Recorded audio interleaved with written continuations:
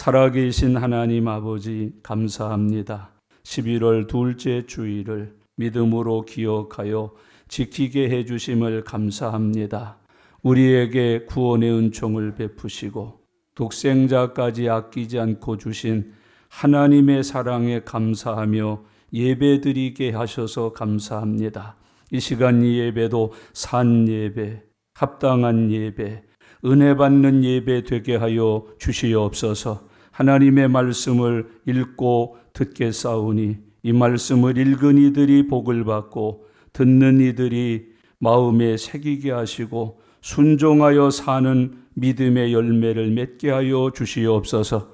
또한 전하고 증거해서 많은 생명들이 구원에 이르도록 쓰임받게 해 주시옵소서. 감사드립니다.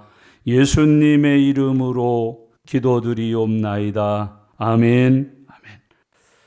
아모스서는 아모스가 받은 하나님의 이상이다. 그렇게 아모스서를 가르치고 있습니다. 이상이라고 하는 말은 보고 들은 계시를 가리켜서 이상 그렇게 말합니다. 라디오 같지 아니하고 TV 같은 말씀을 이상 그렇게 말합니다. 음성도 들을 수 있고 그 내용도 눈으로 볼 수 있게 하나님이 주신 말씀, 그걸 이상 그렇게 표현을 합니다. 하나님께서 아모스에게 하나님의 뜻을 보여주고 들려주신 것이 기록되어져 있는 아모스서라고 말씀해주고 있습니다. 하나님이 아모스에게 이상으로 주신 말씀의 내용은 무엇인가? 이스라엘 주변 국가와 이스라엘 민족에 대한 죄와 그 죄에 대하여 심판하실 일에 대하여 하나님은 아모스에게 이상으로 보이셨다고 기록하고 있습니다.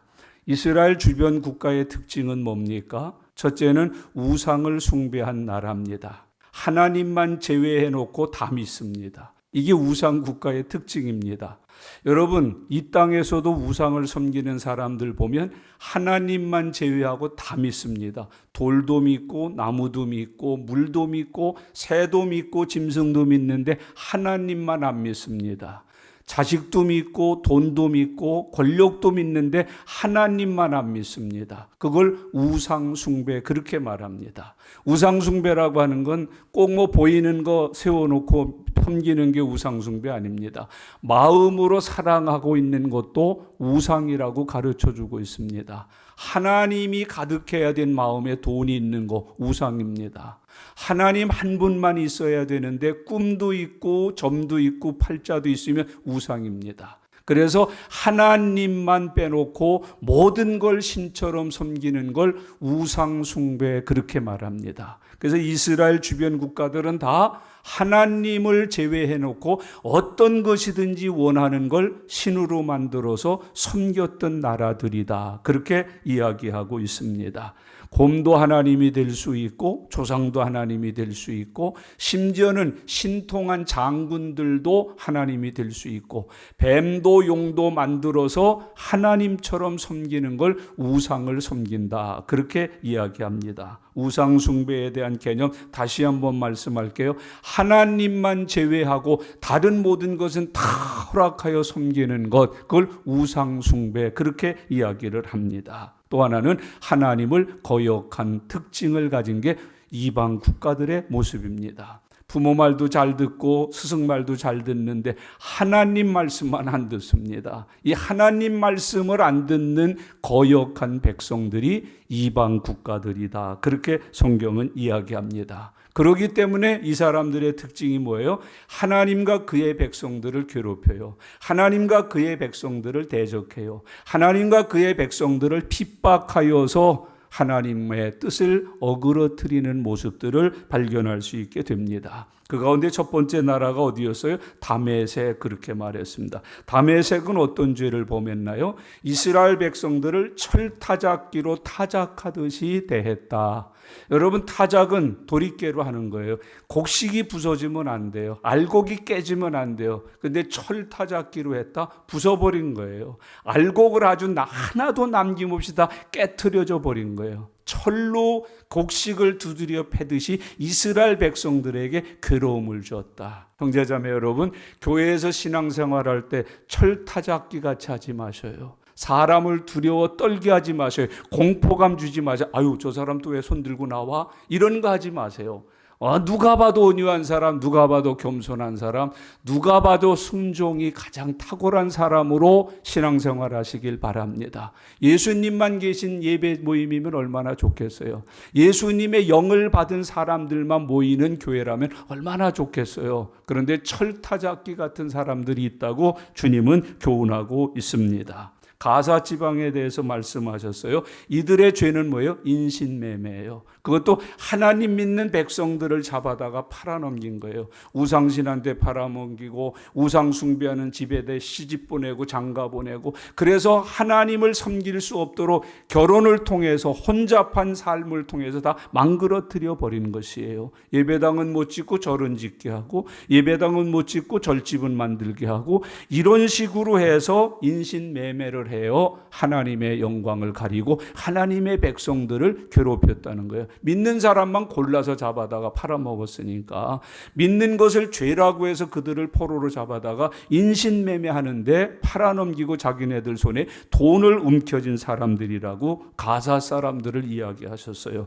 두로 지방을 말씀하셨어요. 이 사람들은 언약을 깨트린 사람들이죠. 형제로 살자, 전쟁하지 말자, 싸우지 말자, 서로에게 주어진 것을 빼앗지 말자, 그렇게 하고서 약속을 하고 지내는 이웃 국가들인데 그걸 깨트렸어요. 그래서 막 침략을 했어요. 자기 것으로 삼았어요. 오히려 이 사람들도 데려다가 이웃 나라를 본받아서 팔아먹는 일을 했다고 기록하고 있습니다. 지금까지 공부한 이 세 나라에게 하나님이 내리신 심판이 뭐예요? 불로 심판하신다 그러셨어요. 이제는 간접적으로 하지 않는다. 내가 직접 죄에 개입한다. 하나님이 죄에 대하여 심판으로 개입한다. 형제자매 여러분, 저와 여러분들에겐 하나님이 구원으로 개입하시기를 바랍니다. 하나님이 메시아로 개입하시길 바랍니다. 하나님이 예수님으로 개입하시길 바랍니다. 하나님이 예수님으로 내게 오시면 우리는 소망 있는 거예요. 예수의 뜻이 뭐예요? 자기 백성을 저희 죄에서 구원할 자. 그런데 하나님이 불로 개입하시면 끝장나는 거예요. 하나님이 심판으로 개입하시면 끝장나는 거예요. 하나님께서 마지막 재판장으로 개입하시면 큰일 나는 거예요. 그런데 이 세 나라는 하나님이 뭘로 개입하신다는 거예요? 예수로 개입하시는 게 아니에요. 하나님이 긍휼과 자비로 개입하시는 게 아니고 하나님이 불로 개입하신다. 죄에 대하여 심판하신다. 죄에 대하여 하나님께서 완전히 멸절하셔 버리신다는 것을 우리에게 교훈합니다. 이 시간, 이 예배 시간에 하나님이 저와 여러분에게 예수님이라는 이름으로 개입되어질 수 있기를 바랍니다. 그래서 용서받고 구원받고 건짐받고 새로워지고 하나님의 나라 백성이 되어서 예수님의 이름으로 승리하면서 사는, 주님이 개입되어진 삶을 사는 성도 되시길 바랍니다. 이제 오늘 읽은 본문 말씀은 에돔의 죄에 대하여 하나님께서 아모스 선지자를 통하여 보여주신 이상의 말씀이에요. 에돔이라고 하는 나라에 대한 하나님의 이상, 하나님이 에돔에 대해서 어떤 것을 가르치시고 어떤 것을 기록하여 놓으셨는지 함께 보면서 은혜 받는 시간 되시길 바랍니다. 첫째로 11절 말씀 다 같이 읽겠습니다.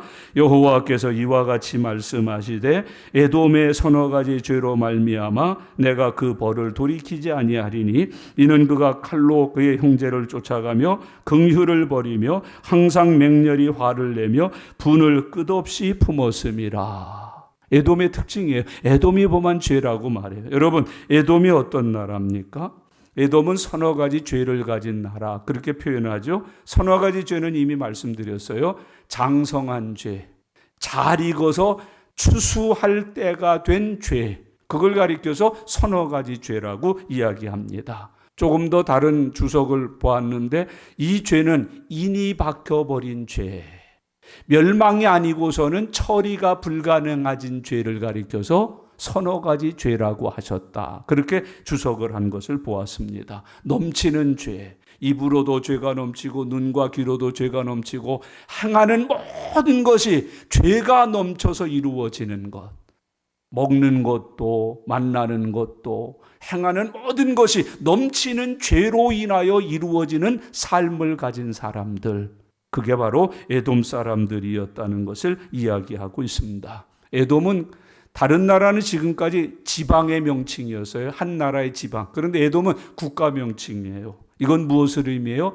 온 나라 국가 전체가 이미 죄로 꽉 찼다. 이걸 뭐라고 표현하면 죄가 관영한 나라 에돔이라는 뜻이에요. 에돔에는 죄가 관영했다.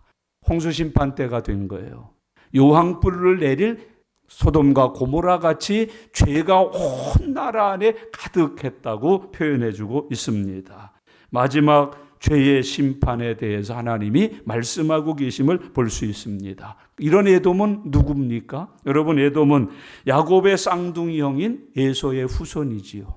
그래서 에돔은 에서의 후손이다. 에서의 후손이 에돔이다라는 걸 잊지 말고 기억하셔야 돼요. 에돔의 뜻은 붉다는 뜻이에요.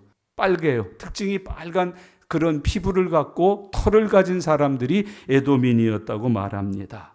복중에서부터 이 에서는 어떻게 했어요? 싸웠어요. 복중에서부터 뭐 했어요? 싸웠어요. 쌍둥이 형제가 태안에서부터 쌈박질을 하면서 살았고, 쌈박질하면서 태어났고, 쌈박질을 하면서 일생을 보낸 사람들이 바로 에돔과 같은 사람들이라고 성경은 가르쳐주고 있습니다. 북다는 말은 이 사람들의 피부나 신체적인 모양도 있지만은 이 사람들이 장자권을 팔아먹고 받아먹은 뭐예요? 팥죽. 그래서 불다는 말의 의미는 뭐가 있냐면 팥죽 한 그릇이 된 인생이라는 뜻이 있어요. 이 에돔이라고 하는 사람들은 하나님이 장자로 태어나게 하셨고, 그 장자에게 축복의 권, 물권이 있고, 그 장자에겐 영권이 있었는데 그 모든 권세를 다 팥죽 한 그릇에 팔아먹은 거예요. 그래서 에돔이라고 하는 북다라고 하는 뜻은 장자권을 팥죽 한 그릇과 바꿔먹은 인생이라고 하는 의미를 가지고 에돔을 북다 그렇게 표현을 하셨다는 것이에요. 형제자매 여러분, 에돔이 참 무섭죠? 그래서 에돔을 우리는 흔히 육적인 사람의 대표적인 인물로 이야기하고 있습니다. 성경에 이 에돔의 조상인 에서가 예배드렸다는 표현 찾아보신 분 있어요? 아마 찾으시면 제가 박사하게 드리려고 그래요. 에서가 예배했다, 창세기 없어요. 에서가 하나님의 백성인데 장자권을 팔아먹고 나서 예배한 적이 없어요. 장자권을 팔아먹었다는 것은 하나님을 예배하는 삶을 버린 사람들이라는 거예요. 아주 무서운 일이죠. 여러분, 이 시대가 코로나니 뭐니 별것 다 해서 뭘 자꾸 팔아먹어요? 예배 팔아먹어요. 믿는 사람들인데 예배를 팔아먹고 있어요. 예배를 잃어버리고 있어요. 예배를 안 드리고 있어요. 예배를 거절하고 있어요. 뭐가 되어가는 거예요? 예소가 되어가고 있는 거예요. 예소는 예배 드렸다는 기록이 성경에 전혀 없어요. 육체적인 사람이에요. 1계명부터 4계명을 범한 죄인들이죠. 그 다음에 창세기 26장에 가보면 하나님을 경외하지 아니하고 말씀에 순종 안 하니까 이들이 어떤 죄를 범하나 이방인과 결혼을 해요. 이방인들의 여자를 데려다가 결혼하고 이방인들의 남자를 데려다가 결혼을 하는 거예요. 혼합 결혼을 하는 거예요. 혼혈족이 되어버리고 마는 거예요. 그때 부모가 이삭과 리브가가 근심이 되었다. 자식들이 부모에게 근심이 됐다. 5계명부터 10계명까지를 다 범한 죄인이 되는 거죠. 계명을 완전히 깨트려버린 사람들, 계명을 완전히 불순종한 사람들, 아담과 하와보다 더한 죄인이 바로 에서와 그 후손이었다는 것을 우리에게 가르쳐주고 있습니다. 그래서 에서, 에돔, 그러면 이 사람들은 육의 사람, 아주 대표적인 인물이죠. 반대로 야곱은 어떤 사람이에요? 영의 사람의 대표라는 거예요. 결국은 야곱과 에서는 어떻게 되는 거예요? 평생을 쌈박질하는 거예요. 미워하는 거예요. 다투는 거예요. 하나님이 돕는 야곱이 승리하게 된다는 것을 교훈해 주고 있는 말씀이죠. 계속 말씀했습니다만 에돔은 결국 뭐를 팔아먹은 사람이에요? 장자권을 팔아먹었어요. 믿음을 팔아먹었어요. 말씀을 팔아먹었어요. 하나님께서 예비하신 은혜와 축복을 팔아먹은 사람이에요. 뭐 한 그릇에? 팥죽 한 그릇에 팔아먹은 사람이에요. 이 팔아먹는 자는 예수님의 제자 중에도 있지요. 누구죠? 가룟 유다. 은 30에 스승 예수님을 팔아먹은 사람들. 여러분, 오늘 이 시대에 많은 교회와 성도들이 혹시 장자의 권세를 팥죽과 팔아먹는 삶을 살고 있지 않은지 살피셔야 돼요. 혹시 여러분 뭐 신령한 거 파는 거 없어요? 영적인 거 팔아먹은 거 없어요? 이 에돔은 바로 장자권을 팔아먹은 후손들임을 우리에게 가르쳐주고 있습니다. 교회 안에도 이거 팔아먹고 사는 사람들 굉장히 많습니다. 너무너무 많습니다. 여러분, 주 안에서 하나님께서 반드시 주신 것은 지켜서 살아갈 수 있기를 바랍니다. 구원 팔아먹으면 안 됩니다. 직분 팔아먹으면 안 됩니다. 사명 팔아먹으면 안 됩니다. 은혜 팔아먹으면 안 됩니다. 여러분, 말씀 팔아먹으면 안 됩니다. 이 모든 것을 팔아먹습니다. 다 팔아먹어버렸습니다. 장자권이 없는 에서의 후손으로 성장하고 있는 모습들을 발견할 수 있게 됩니다. 그래서 날마다 예수님과 싸워요. 복음과 싸워요. 하나님의 사역자들과 싸우는 거예요. 교회가 야곱과에서의 전쟁터가 되어버렸어요. 이게 너무 무서운 이 시대의 모습 아니겠어요? 그게 에돔을 통해서 하나님이 우리에게 주시는 교훈이에요. 다시 한번 확인하세요. 여러분, 장자권을 소유하고 계십니까? 하나님이 주신 너는 내 아들이야, 내 딸이야. 예수 믿으면 하나님의 자녀가 되는 그 권세 가지고 계세요. 이거를 팔아먹고 사는 시대가 이 시대라고 주님은 우리에게 가르치고 있습니다. 11절에 계속해서 한 번 더 읽겠습니다. 여호와께서 이와 같이 말씀하시되 에돔의 서너 가지 죄로 말미암아 내가 그 벌을 돌이키지 아니하리니 이는 그가 그랬어요. 이제 에돔의 죄가 나오는 거예요. 뭔가 한번 살피십시다. 이는 그가 뭘로? 칼로 그의 형제를 쫓아가며 긍휼을 버리며 항상 맹렬히 화를 내며 분을 끝없이 품었음이라. 에돔의 죄에 대해서 주님이 거기다 기록해 놓으셨어요. 첫 번째 죄가 뭐예요? 칼로 그 형제를 쫓아갔다. 에서와 야곱, 에돔과 이스라엘은 거듭 말씀드리지만 무슨 지간이에요? 한 배에서 태어난 쌍둥이에요. 형제도 보통 형제가 아니에요. 여러분, 시차를 두고 1년 터울이 3년 터울이로 난 게 아니라 쌍둥이로 태어난 형제예요. 근데 그들에게 뭐를 쥐고 쫓아다녀요? 칼을 쥐고 쫓아다닌다. 옛날에도 다복한 가정 보면 어떻게 했어요? 형이 아우를 업어 키워요. 아우는 형에게 어떻게 해요? 정말 종이 하듯이 하잖아요. 섬기잖아요. 절친하잖아요. 사랑하잖아요. 근데 이 집은 뭐예요? 칼을 들고 쫓아다녀. 죽이겠다고. 이 집에서 보이는 건 칼이요. 들리는 거는 죽일 거야 소리밖에 아무 소리도 안 들리는 거예요. 전쟁터예요. 싸움터예요.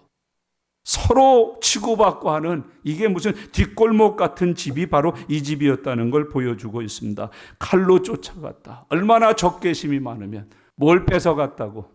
장자권 뺏어갔다고.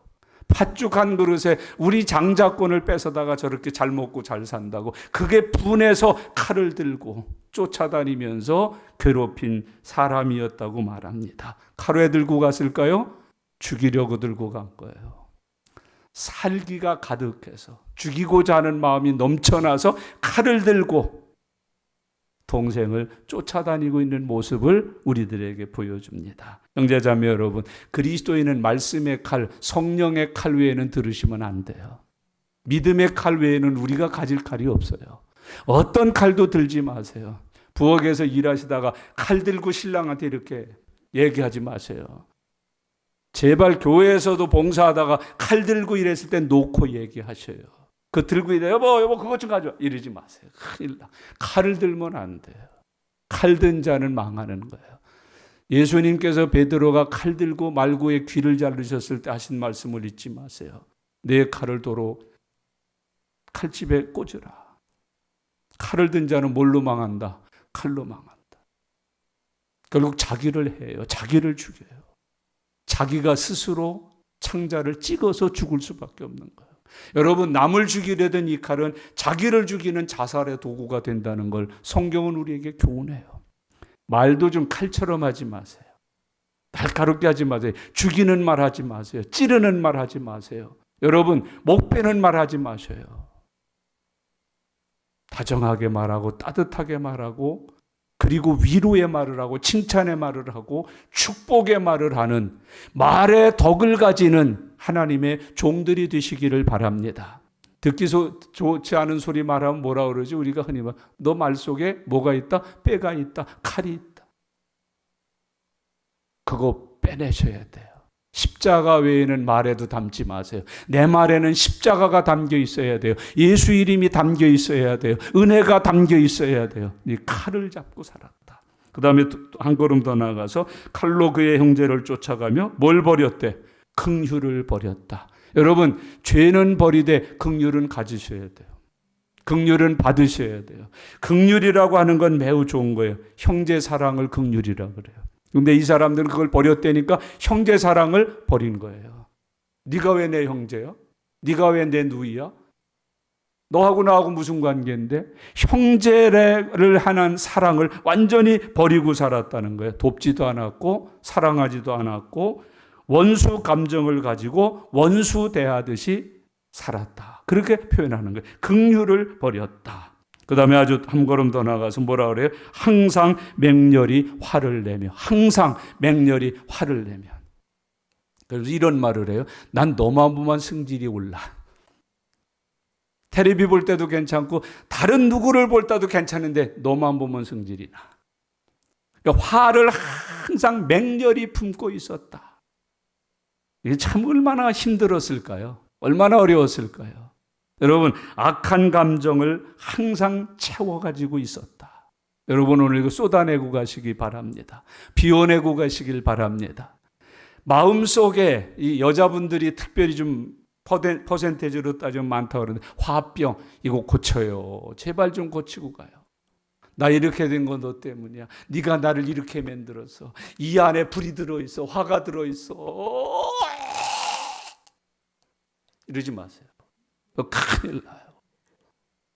막 치다가 파래져요. 파래지고 하해지고. 죄 없는 며느리가 막 어머니 정신 차리세요. 막 주물러대. 그 주물러서 좀 펴지고 좀 돌아오고 또 저거 빨리 나가라고 그러라고 없어지라고 그러라고 내 눈에서 저거 안 보이게 하라고 항상 맹렬히 화를 냈다. 기관 모일 때마다 화내고 밥 먹을 때도 화내고 차 먹을 때 화내고 하여튼 그 모임은 그 그룹은 화내로 모여. 그냥 기관 이름을 바꿔야 돼. 무슨 진달래회, 일려전도 이런 거 막 성질 부리는 모임 그런 걸로 바꿔야 돼. 하여튼 모이면 화내는 거예요. 화내로 모이는 거예요. 화로 시작해서 왜 이렇게 늦게 오냐 뭐 말이야 하다가 그냥 화로 끝내는 거야. 다음에 나 부르지 마. 부르기만 해봐라 인양이. 회비 내라고 그랬지도 마. 참 이거 왜 이러는지 모르겠어요. 당회가 됐든 재직회가 됐든 기관회의가 처음 시작할 때는 다 사랑이에요. 얼마나 입에 칭찬이 많고 충성이 많고 헌신이 많고 감사가 많고 다 없어져서 뭐가 항상 맹렬히 화를 내며 뭐 하자고 그랬다고 화내고 뭐 어떻게 했다고 화내고 그걸 왜 우리가 하냐고 그러고 내가 그걸 왜 하냐고 그러고 뭐 때문에 우리가 그 사람들을 그렇게 도와야 그러냐고 화내고 맹렬히 화밖에 내는 게 없어요. 지금 여러분 맹렬히 기도합니까? 전도합니까? 맹렬히 화만 냅니까? 교회가 어쩌다 이 꼬라지로 변했는지 모르겠어요. 복음 전하는데 마귀 내쫓는데 주의 일에 맹렬하질 않아요. 성질 내는 데만 맹렬해졌어요. 아무것도 안 하면서 봉사를 해, 헌신을 해, 수고를 해. 맹렬히 화만 내는 거예요. 타락한 게 별거예요. 이런 게 타락이지. 여러분 교회 다니던 사람이 술 마셔야만 타락한 거예요. 이런 타락이 세상에 어디 있어요. 맹렬히 화만 내는 거예요. 뭐든지 화야. 거듭나시기를 바랍니다. 항상 과거로부터 현재에 이르기까지 그냥 처음부터 그냥 과거부터 현재까지 생전 안 변해. 세례를 줘도 안 변해. 직분을 줘도 안 변해. 사랑을 줘도 안 변해. 애경사 다 쫓아다니면서 손발이 다 닳도록 도와줘도 안 변해. 맹렬히 화밖에 없어. 항상 맹렬히 화를 내며, 여러분 항상 뜨겁게 사랑을 내며 그렇게 사셔요. 거듭난 사람으로 사셔요. 왜 항상 그렇게 교회 다니고 거듭났다는데, 성령 받았다는데 맹렬히 화만 냅니까? 이럴 때 또 마땅히 화를 내야 될 자리에서 화낸 사람한테 뭐라고 그러시면 안 돼요. 그런 거 말고요. 항상 그냥 버릇이야, 습관이야. 보기 좋고 마음에 드는 게 하나도 없다는 감정의 표현이야. 잘하면 잘한 거지요. 잘못한 거에만 화를 내고 꾸짖어야지. 하여튼 그 사람은 얼굴만 봐도, 말하는 것만 봐도, 먹는 것만 봐도 화가 나, 성질이 나. 쉽게 막 소리 좀 안 내고 먹을 수 없냐? 뭐 시대고 말이죠. 그 다음에 계속해서 보세요. 뭐 분을 어떻게 한다고 그랬어요? 분을 끝없이 품었습니다. 이야, 분을 품는데 끝없이 품었대요. 누구도 못 말리는 거야. 어떤 거로도 분이 안 풀어지는 거야. 돈으로도 안 풀어지고, 사과를 해도 안 풀고. 내가 너한테 뭐 때문에 사과받는데? 사과라는데 잘못한 것도 사실은 없이 가서 마음 달래켜보라고. 내가 잘못했어, 이해해줘, 용서해줘. 그런데도 그걸 안 받는 거. 화를 그때로 품고, 내가 뭐 때문에 너를 용서해야 되는데?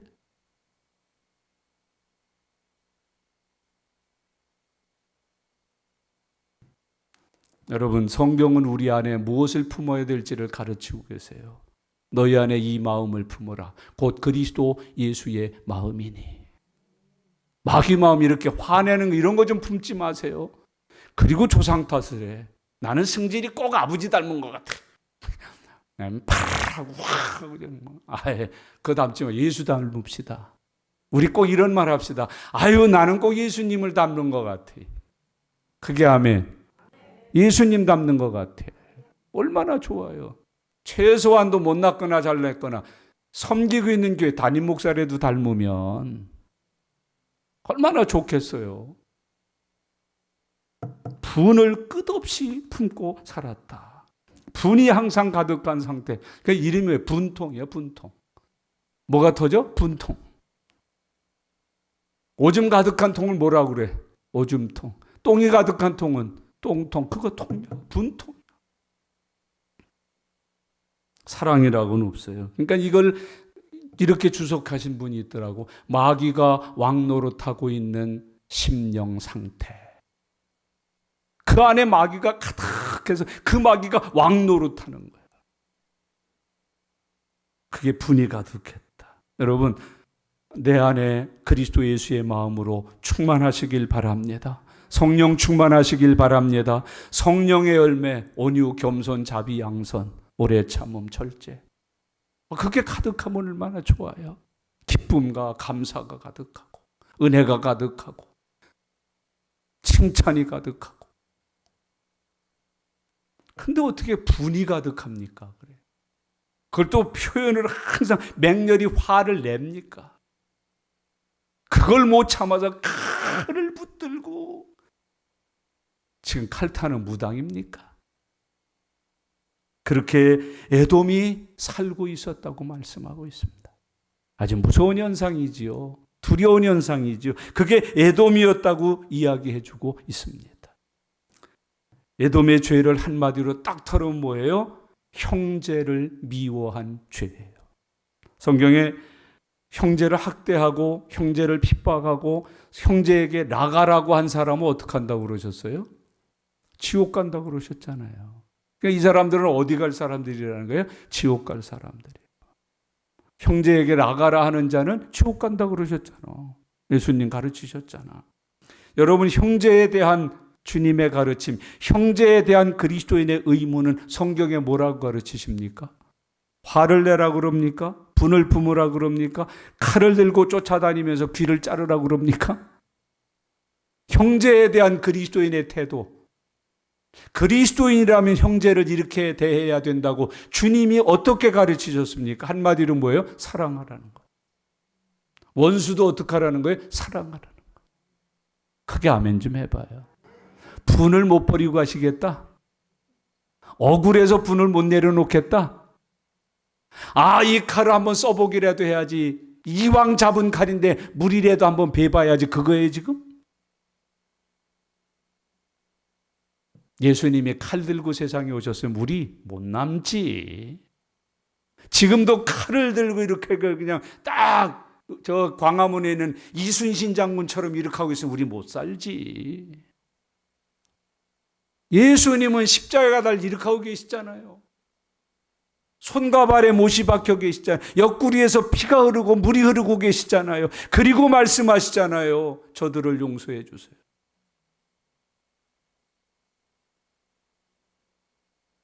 그게 형제에 대한 주님의 가르침 아니에요? 형제에 대한 주님의 뜻 아니에요? 마음을 다하고 뜻을 다하고 성품을 다해서 하나님을 사랑하라. 또 이와 같이 내 이웃을 사랑하라고 그러시지 않으셨나요? 그게 우리가 지켜야 될 도리고 우리가 붙들어야 되는 하나님의 말씀이라니까요. 우리 안에는요, 예수님의 마음처럼 긍휼, 자비, 용서, 이해, 관용 다 있어야 돼요. 근데 그건 하나도 없고 화가 가득한, 성질만 가득한 것. 결국은 칼을 잡고 죽이려는 거예요. 이야. 지금 우리가 교회 안에서 예배 드리면서 이게 그냥 설교로 들으시는 거예요. 이런 게 우리에게도 있어요. 있어요, 없어요? 있죠, 있죠. 그러니까 문제죠. 여러분, 하나님의 구원이 무슨 뜻이에요? 구원이라고 하는 의미 속에는 어떤 의미가 들어있을까요? 구원은 이런 거 아니에요? 하나님의 자녀가 되는 것. 구원은 이런 거 아니에요? 하나님의 백성이 되는 것. 구원이라고 하는 건 이런 거예요. 낫두성도 모르고 원수지간일지라도 그들이 다 예수 그리스도를 믿어서 하나님을 한 아버지로 섬기는 그 아버지의 형제 자매가 되어 사는 거 아니겠습니까? 그게 구원 아니겠습니까?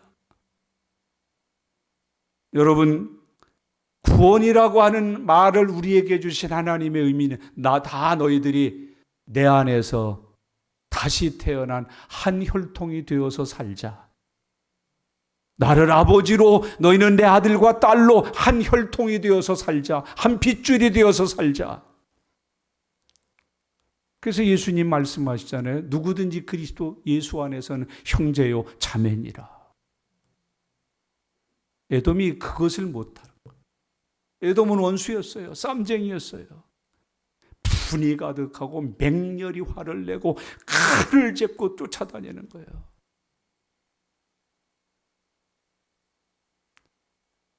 주님이 베드로에게 하신 말씀을 지금 들으십시다. 얘야, 내 검을 도로 꽂아라. 꽂아라. 어? 칼 쓰면 칼로 망한단다. 얘들아, 그 칼 꽂아. 그리고 내가 네게 말하노니 서로 사랑해라. 그러면 너희가 내 제자인 것을 모든 사람들이 알게 되리라. 그거 좀 마음에 담고 사십시다. 칼 꽂으셨어요? 칼 꽂으셨냐고. 그 칼을 그냥 꽂아서 보관하지 마라. 언제든지 한 번만 더 승질 돋까봐. 다음에는 이거 용서 없어. 그냥 비워버릴게요. 그 칼로 쟁기를 만드세요. 그 쟁기로 호미를 만드세요. 그래서 가서 콩을 심으세요. 감자를 심으세요. 배추와 물을 심으세요. 야, 너 칼 어째서? 호미 만들었어. 쟁기 만들었어. 배추 뭐 하러 가라? 아이, 걔네들 김장 때 되면 김치 담궈줘야지. 어머, 너 진짜 변했다. 네가 웬일로 네 동생네 김치 걱정을 다 해? 그렇게 그리스도 예수 안에서 형제 자매 아니에요? 교회 걱정 좀 하시오? 목사가 먹고 죽는지 걱정 좀 하시는 거요?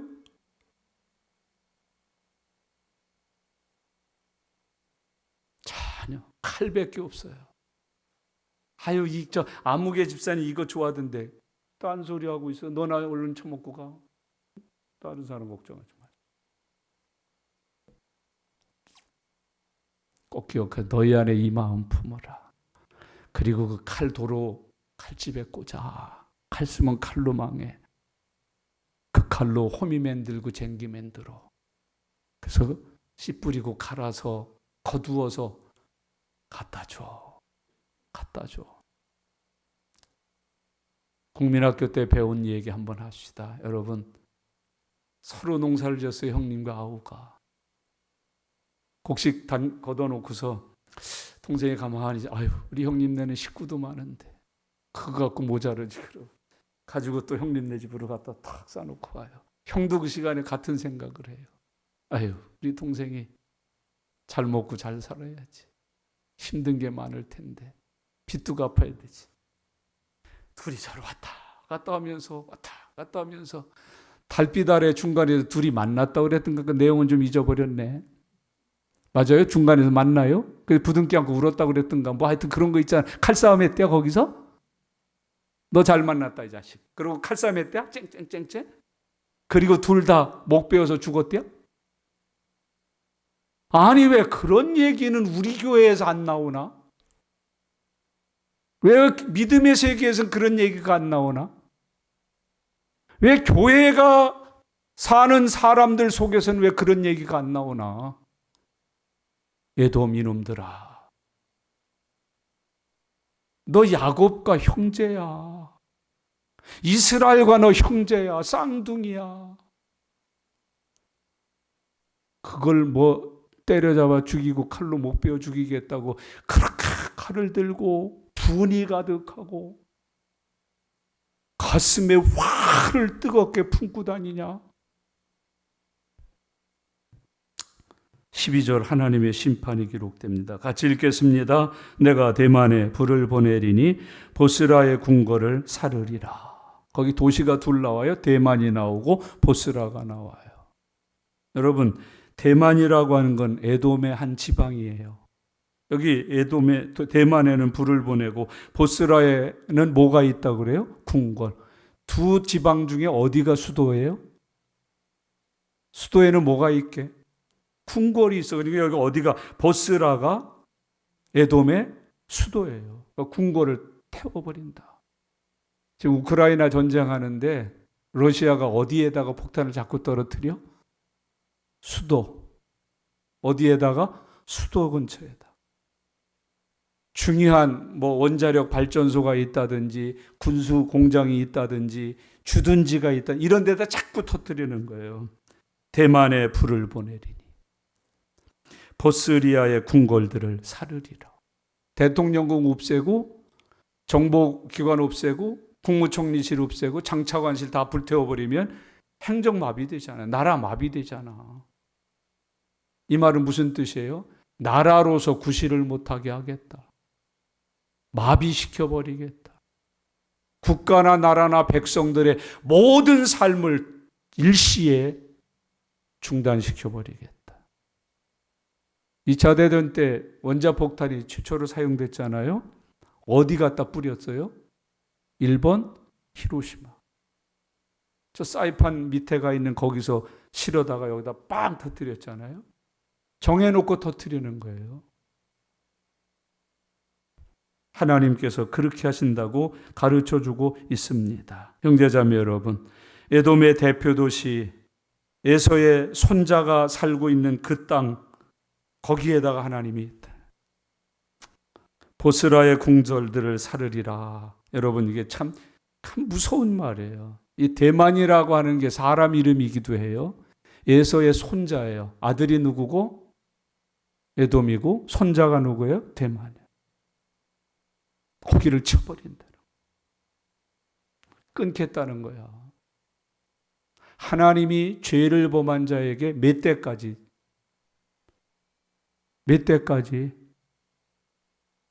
아니, 성경대로 좀 얘기 좀 해봐요. 몇 대까지? 3, 4대까지 갚으리라. 은총은 몇 대까지 베풀이라? 1000대까지. 몇 대까지 꺾어버리죠? 3대. 3대까지도 참고 기다리시는데 안 돌아오면 어떻게 하는 거예요? 집행한다는 거예요. 돌아오시길 바라요. 얼른 돌아오시길 바라요. 3대 되시는 분들은 특별히 돌아오시길 바라요. 거기까지도 만약에 안 들어오시면 불 보내는 거예요. 이 불은 첫째 전쟁이에요. 두 번째는 하나님이 직접 치시는 거예요. 그렇게 하셔서 에돔을 완전히 끝내버리신다. 그렇게 이야기하고 계시는 겁니다. 오늘 말씀을 이렇게 결론 지을게요. 이 사람들 죄악 중에 가장 큰 죄가 뭐예요? 형제에 대하여 긍휼이 없었다는 거예요. 야고보서 2장 13절에 이 문제에 대해서 해답을 기록하고 계셔요. 야고보 2장 13절에 긍휼을 행하지 아니하는 자에게는 긍휼 없는 심판이 있으리라. 긍휼을 행하지 아니하는 자에게는 긍휼이 없는 심판을 베푼다, 내린다. 그리고 아주 뒷말씀이 더 무서워요. 긍휼은 심판을 이기고 자랑하느니라. 긍휼은 심판을 이긴다. 그리고 그 긍휼 때문에 심판을 이기고 자랑감이 된다. 예수님도 팔복을 가르치셨어요. 팔복 가운데 여기에 해당한다는 복이 있어요. 긍휼히 여기는 자는 복이 있나니. 반대로 긍휼히 여기지 아니하면 복이 없는 거예요. 심판이 있는 거예요. 에돔에는 뭐가 없었어요? 긍휼이 없었어요. 긍휼히 여김이 없기 때문에 그들에게는 복이 있는 게 아니라 심판이 있는 거예요. 여러분, 긍휼이 뭐예요? 소행 따라 갚지 않는 거예요. 형 에서가 동생 야곱이 한 짓, 그 소행이 얼마나 밉겠어요. 아니, 세상에 형한테 팥죽 한 그릇으로 장자권을 팔아?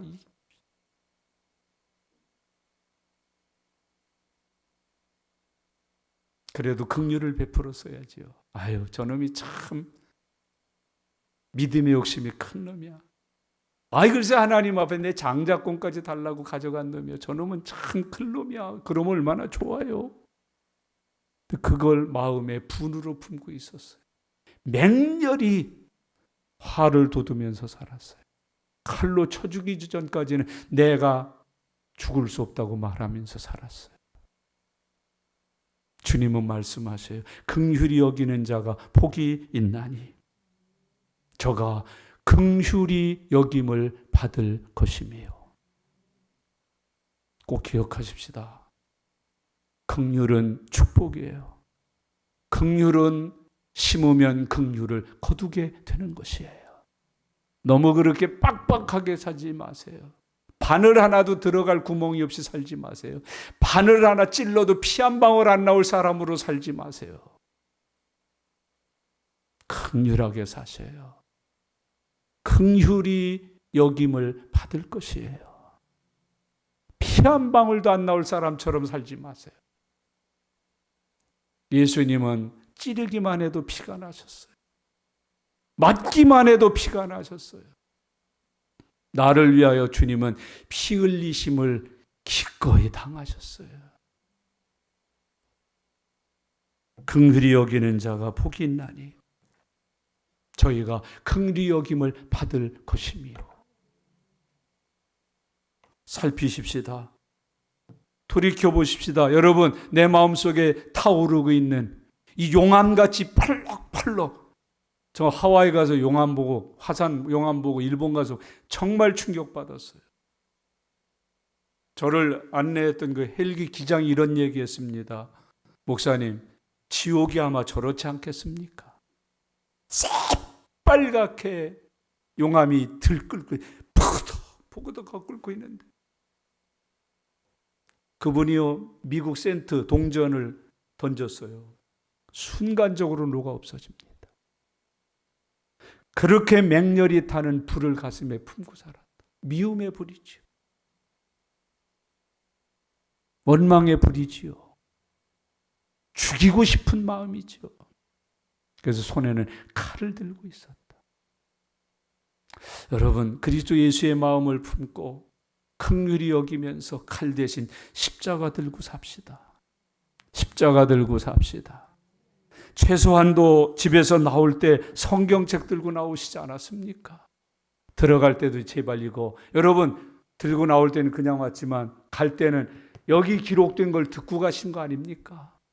풀어주셔서 은혜 받고 가신 거 아닙니까?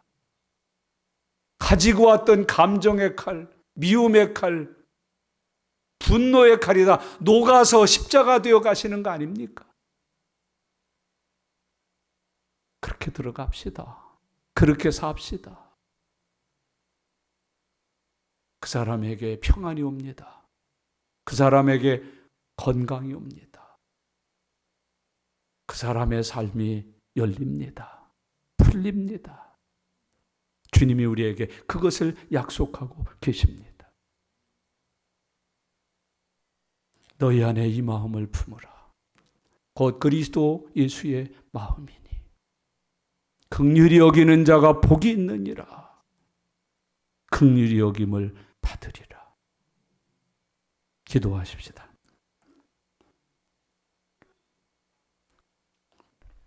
오늘 주신 이 말씀을 마음에 꼭 기억하셔요. 새기세요. 그리고 사셔요. 이 시간 혹시 불이 있으셔요? 화가 있으셔요? 생각만 하고 만나기만 하고 보기만 하면 우라통이 치미셔요. 아유, 소리 안 나는 총 있으면 저거 그냥 팍 쏴 죽이면 좋겠다. 예수님은 그런 나를 용서하러 오셨잖아요. 그게 십자가 복음이잖아요. 그게 주님의 마음이시잖아요. 너희 안에 이 마음, 그리스도 예수의 마음, 긍휼히 여기는 자 복이 있다. 복이 있다. 복이 있다. 다 같이 우리 소리 내셔서 기도하겠습니다. 기도드립니다. 살아계신 아버지 하나님, 은혜와 사랑 감사합니다. 오늘도 하나님 앞에 저희들을 불러주시고 예배하게 하시고 생명의 말씀 읽고 듣는 은혜와 복 주셔서 감사합니다. 하나님, 에돔의 죄에 대하여 우리에게 가르쳐 주셨습니다. 에돔은 야곱의 쌍둥이 형제인데 그렇게 미워했습니다. 억울해했습니다. 원망하고 불평하고 질투하고 시기했습니다. 죽여야만 살 것 같아서 칼을 붙들고 뒤쫓으며 지냈다고 말합니다. 하나님, 우리 안에도 이런 마음이 있습니다. 이런 화가 있고 이런 불이 있습니다. 이런 진노가 있습니다. 하나님, 용서해 주시고 그리스도 예수의 마음을 갖게 해 주시옵소서. 하나님, 이제는 그 칼이 녹아서 십자가가 되게 해 주시옵소서. 하나님 아버지, 우리 안에 긍휼히 여기는 마음이 있게 해 주시옵소서. 긍휼히 여겨서 복 있는 사람 되게 하여 주옵소서. 우리도 긍휼히 여김을 받을 수 있도록 축복하여 주시옵소서. 하나님 감사합니다. 하나님 감사합니다. 하나님 감사합니다. 역사해 주시옵소서. 아멘. 주님, 아멘. 아멘. 주님, 아멘. 아멘. 살아계신 하나님 아버지, 감사합니다. 야곱과에서 쌍둥이 형제인데 장자권 때문에 평생 원수가 되어서 에돔이 이스라엘을 이리도 미워했습니다. 화가, 분노가, 미움이, 죽이고 싶은 감정이 가득했습니다. 칼을 들고 북 쫓았습니다. 주여, 우리 안에도 미움의 불, 분노의 불이 있습니다. 소리 안 나는 총만 있으면 쏴 죽이고 싶은 사람이 있습니다. 하나님이 우리를 사랑하셔서 그럼에도 불구하고 예수님 보내주신 것 기억하며 살도록 은혜 주시옵소서. 예수님의 마음을 갖게 해 주시옵소서. 긍휼히 여기는 복을 받게 해 주시옵소서. 들고 왔던 칼을 녹여서 십자가를 만들어 붙들게 해 주시옵소서. 감사드립니다. 예수님의 이름으로 기도드리옵나이다. 아멘.